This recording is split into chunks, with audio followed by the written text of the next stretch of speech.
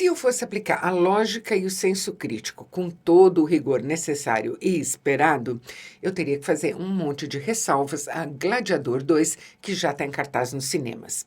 Mas dane-se a lógica, quer saber? A verdade é que eu me diverti horrores assistindo o filme. Porque se tem uma coisa que o Ridley Scott sabe fazer quando ele está inspirado, é espetáculo. O mote deste segundo filme é o seguinte: lembram do Lucius, o filho da Lucila, a personagem da Connie Nielsen, sobrinho do Cômodos, aquele imperador terrível interpretado pelo Joaquin Phoenix? Pois bem, ele teve que fugir, se esconder, sumir no mundo para não ser morto, para evitar que se tornasse uma peça na sucessão. E agora adulto e com um treino militar notável, ele mora numa província qualquer no norte da África que está sendo atacada pelos romanos. Mas a resistência sucumbe às forças do general romano interpretado pelo Pedro Pascal. Esse rapaz, que leva o nome de Hanno nessa nova vida, é raptado e levado para Roma como escravo para, olha só que coincidência, ser gladiador nas arenas de Roma. E igualzinho ao pai dele, que é ninguém menos do que o Máximo, o personagem do Russell Crowe. Ninguém conhece a verdadeira identidade do Hanno, mas o Hanno sabe quem ele é. Ele sabe que ele é o Lucius e ele está cego de ira, louco para se vingar e cheio de rancor para com a mãe dele, a Lucila. Pessoal, um filme como Gladiador 2 exige uma capacidade imensa de coordenação de todos os departamentos. E esse é o papel do produtor, que pede vocação, claro, mas que também se aprende. Ou quem sabe o seu sonho seja trabalhar com direção de fotografia, ou com roteiro, ou mesmo ser diretor. Na Escola Britânica de Artes Criativas e Tecnologia, a EBAC, você não precisa de nenhuma experiência anterior para se profissionalizar nos muitos cursos da área de audiovisual ou em qualquer outro dos 150 cursos em várias áreas que a EBAC oferece. É a experiência online mais completa que se possa imaginar e que vai muito além de aulas gravadas. Os cursos da EBAC são altamente interativos e cada aluno é acompanhado de perto, individualmente, por um tutor. Aliás, alguns dos cursos têm garantia de emprego. Então, nessa Black Friday, você pode gastar em alguma besteirinha qualquer ou você pode investir em você.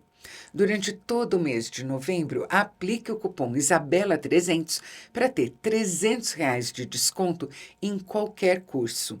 E o melhor, esse desconto é cumulativo com as várias ofertas especiais que a EBAC preparou.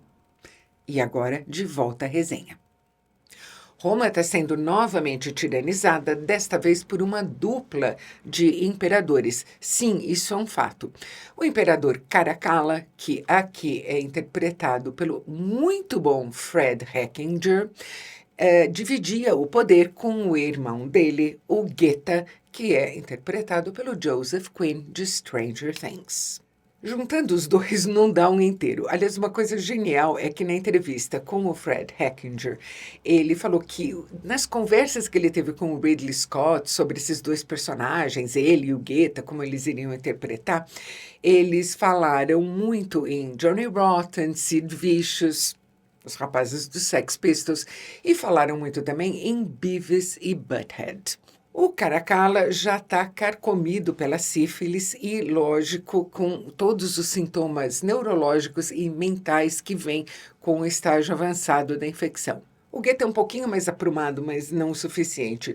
E os dois são extremamente cruéis. Quanto mais bárbaras, sangrentas, selvagens as lutas de gladiadores no Coliseu, mais eles curtem.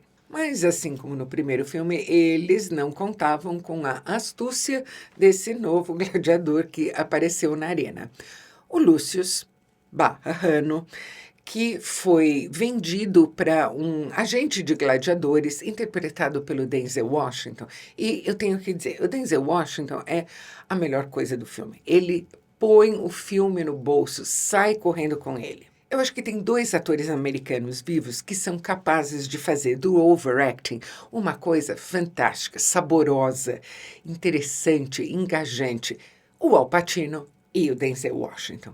Aliás, o Denzel é extraordinário em qualquer coisa que ele faça mesmo, a gente sabe disso. E é por isso que eu perdoo a maneira como ele foi tão osso comigo durante a entrevista que eu também vou publicar aqui no canal. 24 anos atrás, o épico era um gênero que estava dado como morto, ele é um gênero um pouco cafona mesmo. Mas com o Gladiador original com o Russell Crowe, o Ridley Scott conseguiu fazer uma coisa que havia muito tempo ninguém conseguia. Ele conseguiu dar um empuxo, uma atração para a história central de um épico que fez com que ele se tornasse uma pedra de toque cultural mesmo. É um filme que ainda é muito visto com frequência, as pessoas assistem ele vezes seguidas. Esse é um filme que, em alguns detalhes, não envelheceu muito bem. Ele, no entanto, consegue preservar esse empuxo que está no centro dele. Essa mágica, é lógico, é o que Gladiador 2 persegue, sem nunca encontrar totalmente. Mas para quem achou que o que viria pela frente seria um desastre, não, ele proporciona diversão extremamente bem produzida e com alguns momentos realmente empolgantes. Apesar de uns tantos reparos, vários, que a gente poderia fazer aqui e ali. Para garantir que o filme não fosse visto como uma continuação decepcionante ou uma cópia pálida de um original tão forte, o Ridley Scott aqui realmente investiu na produção. Roma está mais opulenta, ainda maior, muito mais cheia de detalhe, de gente, de edifícios de vida, do que no primeiro Gladiador. E só esse passeio meio que já valeria a viagem. Mas, lógico, como sempre, o Ridley Scott também sabe investir em atores. Então, além do Denzel, da Connie Nielsen, que tem um papel, de novo, muito importante, central para a história toda, e do Pedro Pascal, que tem um romance com ela. Ele é um general que está cansado, que está decepcionado com os horrores que ele é obrigado a perpetrar. A gente tem ainda essa dupla de jovens atores em ascensão, além do Joseph Quinn, o Fred Hechinger, que já tinha feito belíssimo trabalho na primeira temporada de White Lotus. E a gente tem o Paul Mescal, que talvez seja, entre os jovens atores, aquele que está na fase mais meteórica de ascensão, interpretando o Lucius. O Paul Mescal é um ator muito especial, como já pudemos ver em Normal People e em After Sun. Nunca tinha participado de uma produção nessa escala, muito menos como ator principal, e isso é uma responsabilidade enorme. Embora seja preciso admitir que o Russell Crowe era uma figura mais capaz de galvanizar a tela do que ele faz bonito. O roteiro joga aqui com vários comentários políticos, mas que ninguém que está só atrás de diversão se preocupe, porque uma das especialidades do Ridley Scott é por adiante, ideias que parecem conferir estofo ao que o filme representa, mas sem explorar elas além do que convém a ele. É só para dar uma carimbada mesmo na coisa. Todo o peso, tudo aqui está jogado, lógico, no drama dos personagens, e épico e melodrama andam juntos. E é óbvio também nas cenas de ação. Eu não vou dizer que a primeira luta do Lucius no Coliseu me impressionou muito, não. É aquela luta com os macacos, todo mundo já viu aquilo no trailer, e eu achei os macacos muito esquisitos, não me convenceram. Acho que eles ficaram meio com cara de macaco mutante.